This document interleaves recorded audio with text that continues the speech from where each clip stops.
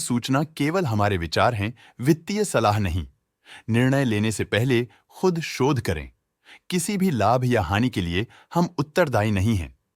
आज हम देख रहे हैं एक्सेल इंडस्ट्रीज लिमिटेड के 2024-25 Q3 की consolidated financial performance. Starting with the sales, पिछले क्वार्टर से सेल्स में -27% का डिक्रीज हुआ है, मगर कंपनी ने पिछले साल के मुकाबले 9% का सेल्स इंक्रीज रिपोर्ट किया। Expenses -16% quarter on quarter decrease हो गए हैं, जो साल भर के 3% के राइज के साथ अलाइन करता है। एक्सपेंसेस में डिक्रीज अच्छा है, लेकिन सेल्स में डिक्रीज निराशा की बात है। ऑपरेटिंग प्रॉफिट ने उम्मीद से कहीं ज्यादा परफॉर्म किया है, जो पिछले साल के मुकाबले 5 गुना से ज्यादा बढ़ गया है। Quarter on quarter around -75.5% decrease हुआ है। Operating profit margin OPM annual basis पे 5.5% से इंक्रीज हुआ है और पिछले क्वार्टर के कंपैरिजन में -12% से डिक्रीज हुआ है। एक्सेप्शनल आइटम्स को ऐड करके अदर इनकम पिछले क्वार्टर के कंपैरिजन में -36% गिर गई, बावजूद इसकी ईयरली डिक्लाइन -54.5% हुई है। इंटरेस्ट एक्सपेंसेस पिछले क्वार्टर से -77% डाउन हुआ, लेकिन ईयर ओवर ईयर डिक्रीज -62% हुआ है। डिप्रिशिएशन कॉस्ट्स में क्वार्टरली -1.5% का डिक्लाइन देखने को मिला और ईयरली बेसिस पे 8.5% का इंक्रीज देखा गया। प्रॉफिट बिफोर टैक्स एनुअली 105.5% बढ़ा, लेकिन प्रोसीडिंग क्वार्टर से -82% डिक्रीज हुआ है। इस साल कंपनी ने 32% टैक्स पे किया और क्वार्टरली कंपनी ने 26% टैक्स पे किया है। नेट प्रॉफिट ने ईयर ऑन ईयर 131% का इंक्रीज दिखाया, लेकिन लास्ट क्वार्टर से -82.5% का कंट्रैक्शन हुआ है। इस क्वार्टर के दौरान कंपनी का परफॉर्मेंस इतना अच्छा नहीं रहा।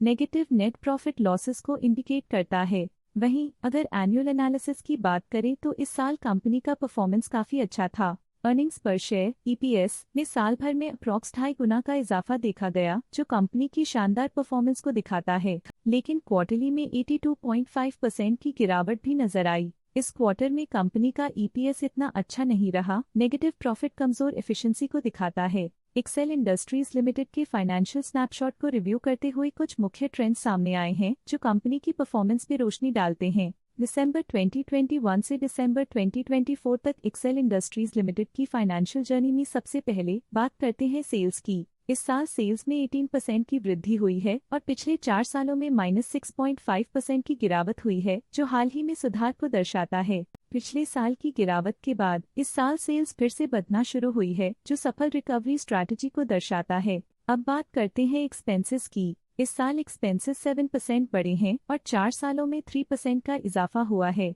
इस साल सेल्स में एक्सपेंसेस के मुकाबले ज्यादा वृद्धि हुई है, जो अच्छी प्रॉफिटेबिलिटी को दर्शाता है। इस साल ऑपरेटिंग प्रॉफिट में लगभग 4 गुना की बढ़ोतरी हुई और पिछले 4 सालों में -45% की गिरावट हुई है। लगातार 2 साल की गिरावट के बाद इस साल ऑपरेटिंग प्रॉफिट बढ़ा है, जो ऑपरेशनल रणनीतियों में सुधार को दर्शाता है। इस साल नेट प्रॉफिट में लगभग 5 गुना की वृद्धि के साथ पिछले 4 सालों में -42% की गिरावट हुई है। लगातार 2 सालों तक प्रॉफिट में कमी के बाद इस साल नेट प्रॉफिट में हुए इजाफ ने एक टर्नअराउंड का संकेत दिया है, जो स्ट्रेटेजिक रीअलाइनमेंट्स का असर हो सकता है। इस साल EPS में लगभग 5 गुना की वृद्धि हुई, हालांकि पिछले 4 सालों में -42% की गिरावट देखी गई है। लगातार 2 साल की गिरावट के बाद इस साल EPS में वृद्धि प्रॉफिटेबिलिटी में रिकवरी के शुरुआती साइंस देती है। चलिए अब बात करते हैं शेयर होल्डिंग पैटर्न की। एक्सेल इंडस्ट्रीज की शेयर होल्डिंग रिपोर्ट्स कुछ इस प्रकार की हैं, जो दिसंबर 2024 के 31 तक चलता है। ये रिपोर्ट कंपनी के शेयर्स की डिटेल्ड जानकारी देता है, जिसमें promoters, promoter groups, foreign investors, public investors और सरकारी एंटिटीज शामिल हैं।